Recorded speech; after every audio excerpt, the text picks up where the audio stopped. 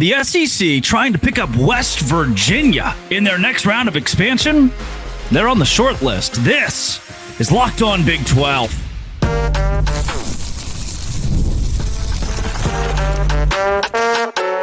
You are Locked On Big 12, your daily podcast on the Big 12 Conference. Part of the Locked On Podcast Network, your team every day.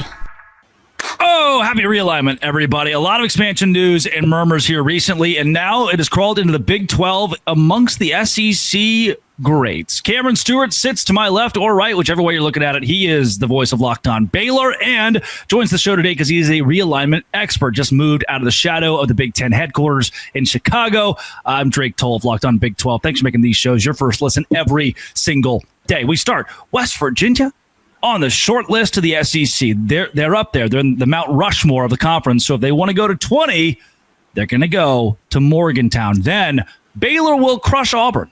Cam's a Baylor guy. He believes that. Heart of hearts. And Jackson Arnold can do nothing about it. Then Joey McGuire on the hot seat. Who's saying that? I'm saying that? Why am I saying that? Or am I saying that? If you hit subscribe, we get to keep our jobs.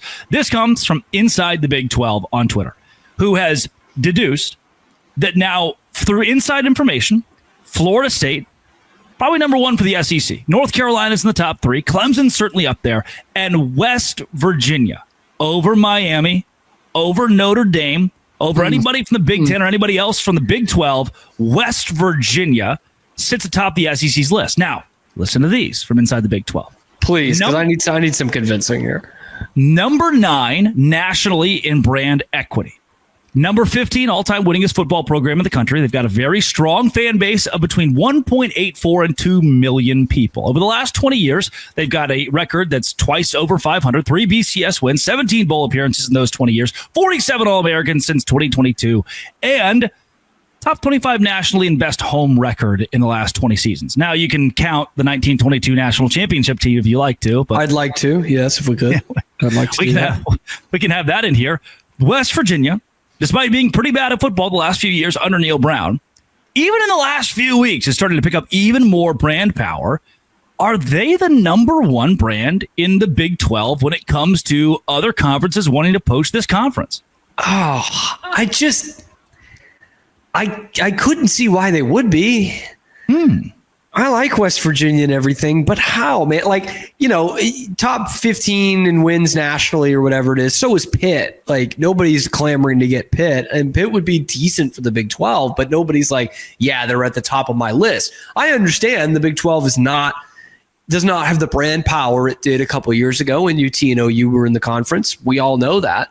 But like, would you take, based off recent events, would you take West Virginia in your conference over BYU?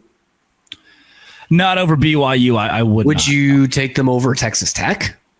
That's another one that I would likely have over West Virginia, yes.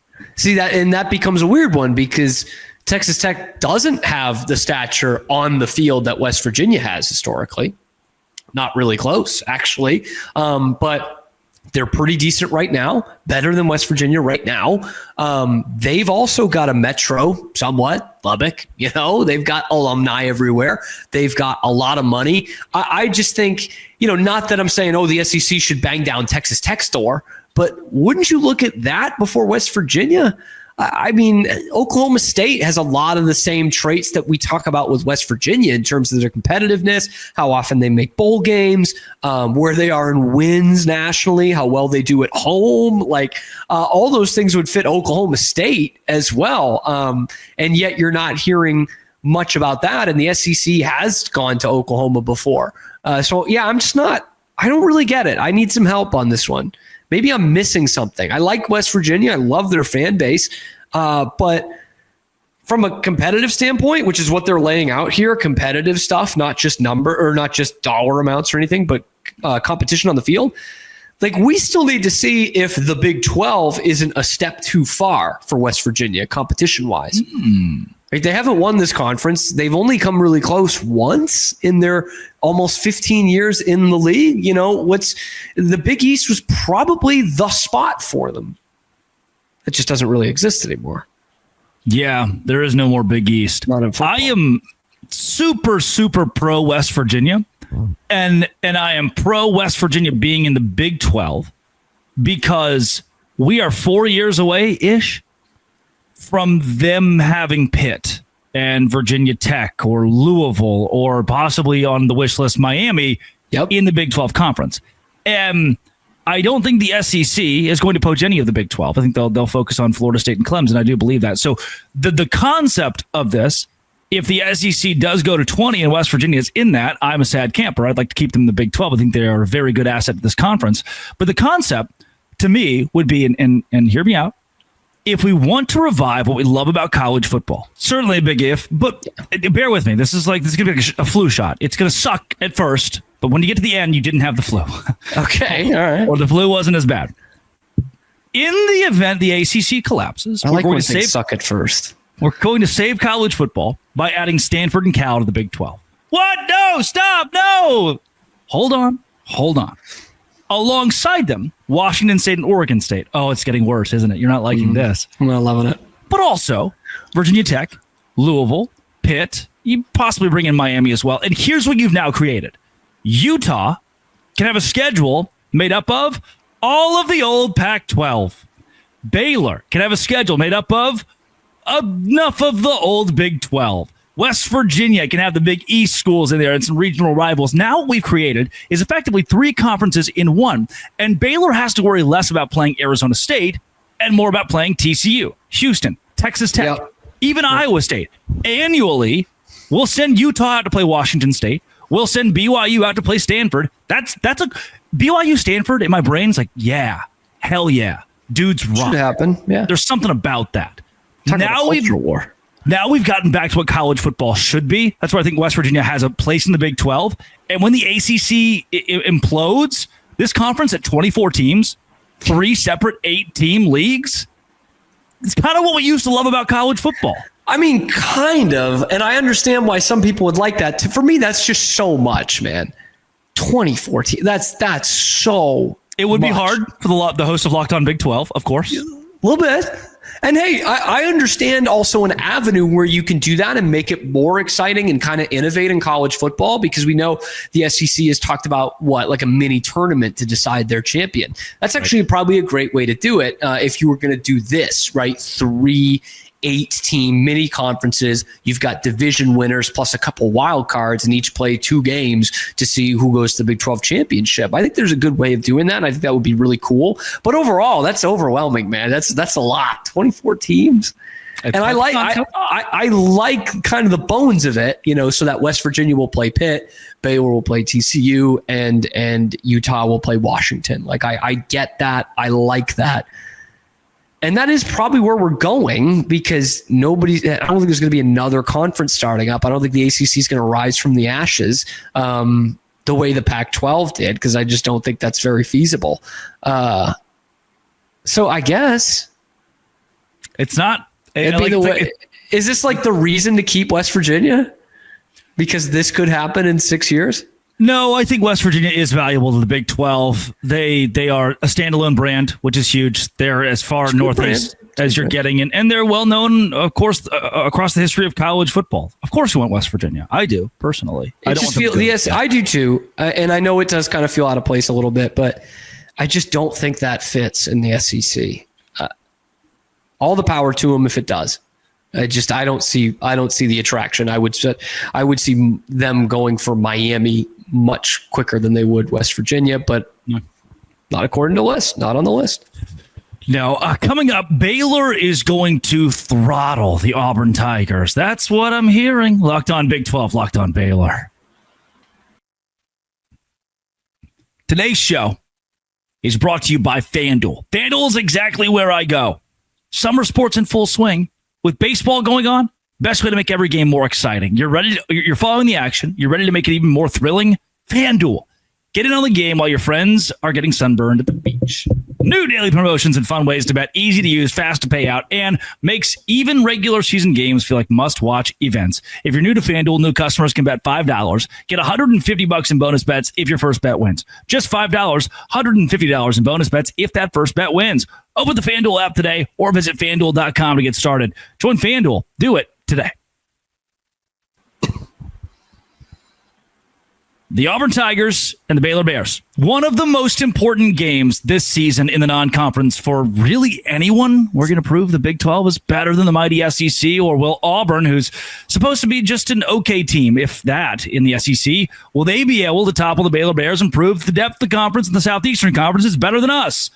Auburn projected 8th in their league by Pick 6 previews. The Baylor Bears projected 3rd in the Big 12, and I think the Tigers are in for, honestly, a thrashing. The 11th best quarterback room in the SEC, 10th best running back room, and their trenches aren't even that good. 9th on the defensive line spot, 11th in linebackers.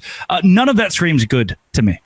Yeah, I do worry that the trenches might still be better than Baylor's, but the other two, for sure, advantage Baylor. I actually talked about this with Locked On Auburn host Zach Blackerby on my show the other day. We did a little crossover, and he thinks the opposite. He thinks Auburn has such a good roster. He just thinks they have a better top-to-bottom roster. And I look, and I'm like, the receivers are good. Okay, they brought in some good receivers this year. Baylor's got a pretty good receiving core. They've got an NFL tight end. This is first in the Big 12 versus first in the SEC per Pick 6 previews on wide receivers and tight ends. Love that, by the way. I think Baylor has 2 of the top 4 or 5 running backs in the conference, 2 of them. And I think the best quarterback in the conference. And that's where we can see a big divide here. I know it's not a one-man game, but if it's ever going to be a one-man game, that man is going to be quarterback. And you've got on one hand, Sawyer Robertson, not good enough for the Locked On Top 100, but good enough to be the best returning QBR quarterback in America. And for my money, one of the 3 or 4 best returning quarterbacks in the country, versus a guy in Jackson Arnold whose coach is telling his teammates to take it easy on him in practice because he needs some confidence going into this game. Like that is way like almost been buried the last week or so. That's a huge deal. The coach literally like DJ Durkin, all right, please don't pick him off every time. Like I really need him to have some confidence going into this game. And as I said with Zach too, it's not like they're going into the Horseshoe or the Big House or something like that. But they are going into a true road game that's going to be a sellout in Waco. That's going to be a big environment for Jackson Arnold to come in with a whole new arsenal of receivers and a new play caller for a kid who has zero confidence. That's where I think it can really swing. If Baylor can get a couple turnovers, which they didn't do very much of last year, but if they can turn over Jackson Arnold a few times, who is prone to turnovers, then Baylor could run away with this. I see that vision entirely. Baylor can force a couple turnovers there, which they've struggled with in the past, but Jackson Arnold loves to turn it over. If they could do that, like they can run away with this game. They really can. I don't think it's that crazy. Yes, a question in the back. Baylor has the number 1 wide receiver and tight end core in the Big 12. Auburn has the same for the SEC. Who is the person responsible with getting the small round ball to the number 1 receiving core in their conferences? It's a good question. Goes from the center to the quarterback. You heard of this? And unless we're running those jet sweeps that worked so well in college football 25, the unstoppable jet sweep, unless you're running that every play, like a UCF with KJ Jefferson, shout out Gus Malzahn. Unless you're doing that, Jackson Arnold's going to have to throw the ball forward. And I fear that's where things may go awry in McLean. This is Jonah Hill in Moneyball. Jackson Arnold's a great quarterback. His defect, Billy, is he's not great at throwing the ball to his own team. You want to talk about a kid whose mature or not maturity, whose confidence just was shot through the ground at Oklahoma last year with a mediocre play caller, didn't have good receivers, didn't have good protection. It'll be obviously a little bit better at Auburn this year, but maybe Hugh Freeze is right. Maybe they do need to get him some confidence, or else it's just going to be as brutal as it was in Oklahoma last year, which was awful. So yeah, advantage Sawyer Robertson, advantage Baylor big time.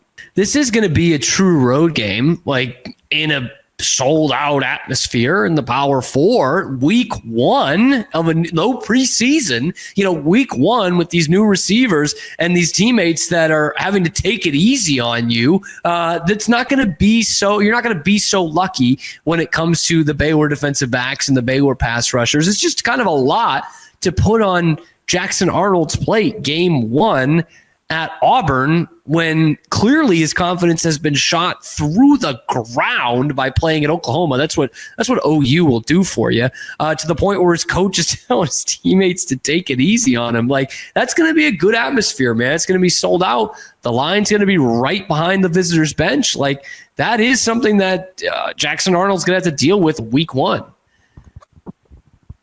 I know this was a question that we had brought up, and even Zach Blackerby has talked about. If we just take the quarterbacks out of it, if the quarterbacks no longer exist, you have 10 men on offense, then where does Baylor have the ultimate advantage to win?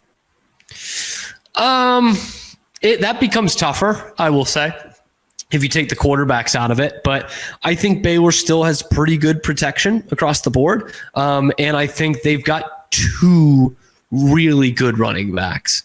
Like, not just a workhorse, not, a good guy to come in on a pinch. Like, Bryson Washington and Dawson Pendergrass are 2 of the top 4 or 5 running backs in this conference. And you have a legit NFL tight end in Michael Trigg. So there's still weapons there. I know everyone oozes over, Auburn's transfer portal pickups at the receiver position, and they're all really good. But let's not act like Baylor's just Sawyer Robertson and a bunch of schmucks. They still have a pretty good arsenal, and they do have 11 players. They do also have Sawyer Robertson. So they do. That's probably going to help them in the matchup against Auburn. I think Baylor can run away with this game. If that's the sentence, Baylor can blow out Auburn. How did we get to that conclusion? Jackson Arnold throwing the ball all over the place.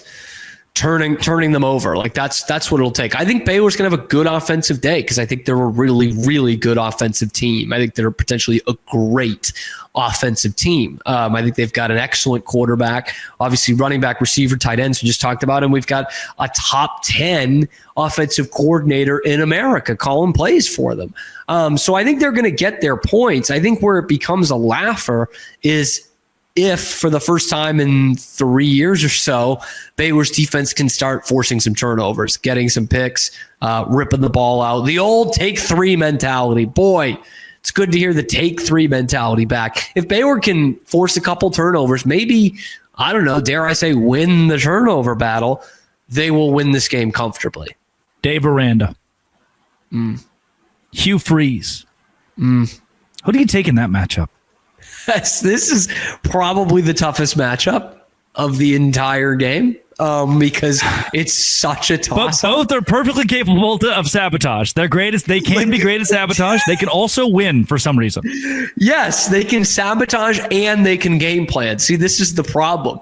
And I think they're both really great coaches Sunday through Friday. Like, the way they've built up these programs back through recruiting. Obviously, it took Dave a little bit longer than Hugh Freeze. They're sometimes darlings in the media. They've hit the portal well the last few years. They've recruited well the last few years. But they play the games on Saturdays, and neither one is a sure thing on Saturdays. I am going to go with Dave Aranda in this matchup because I still think there's room for an Aranda masterclass defensive game plan. And when you go up against, a quarterback with downed confidence, playing with new receivers and a new coach, and you give Dave Aranda 8 months to prepare a scheme for that, I'm going to give slight edge to my guy, un-PC Dave Aranda. Dirty Dave, who had to apologize for saying the things that he said. Coming up, let's go. Joey McGuire, hot seat. Locked on Big 12, locked on Baylor.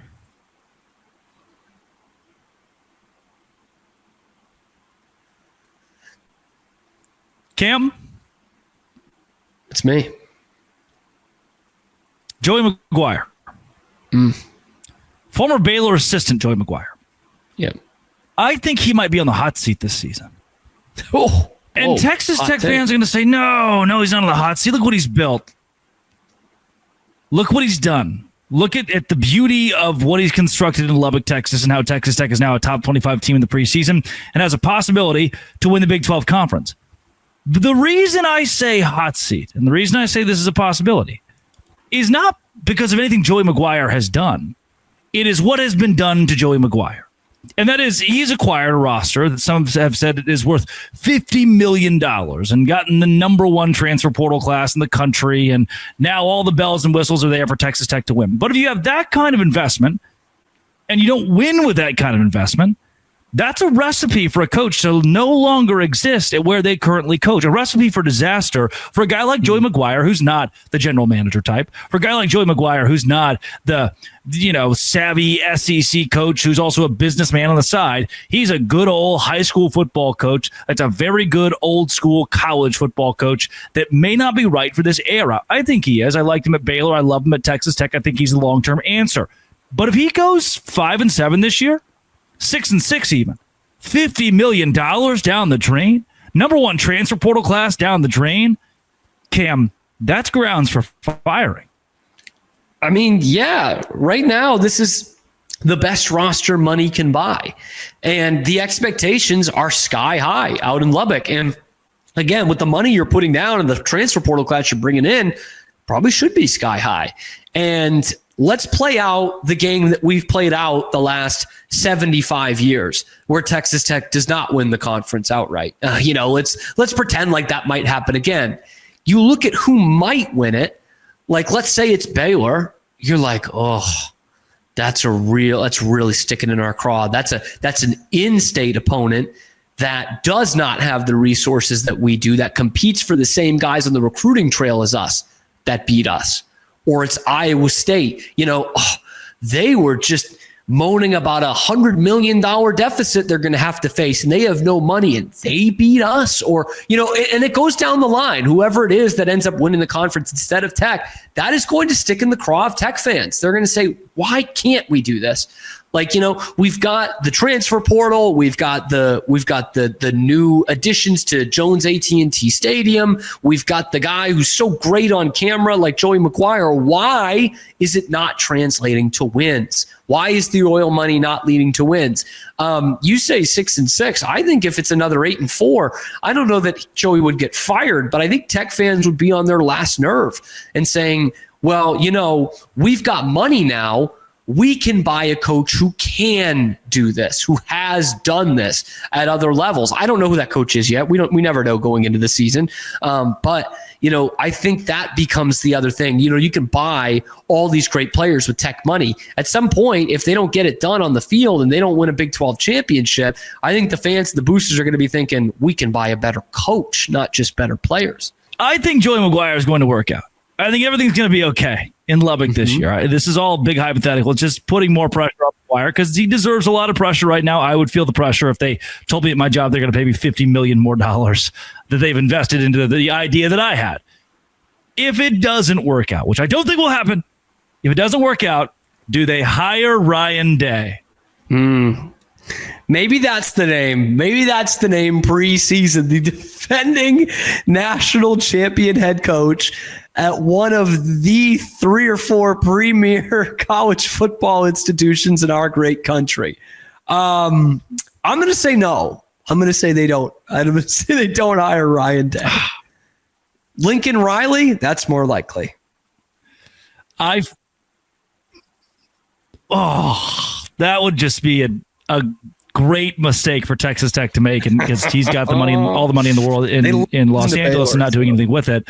He's a local guy. Went to Tech. Ryan Day is the fun one because,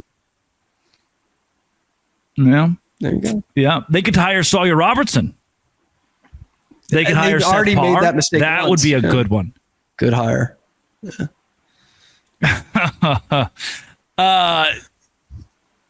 Is this it is on paper. It's the best Texas Tech team of all time. That question's easy to answer. Is this the most make or break a Big 12 football team? Yeah, that's the most make or break a Big 12 football team has ever been. Oof. Ever been, I don't know, but like for this year, and I would say recent memory, it certainly feels like it. We look back at the last few years where West Virginia and Baylor needed bounce backs with their coach on legitimately on the hot seat, more so than Joey. I think, you're still a year or two away from make or break territory with Oklahoma State after the bad year they had last year. It feels like it's the most make or break Big 12 team in a long time. Yeah. And again, the make could still be just 10 wins.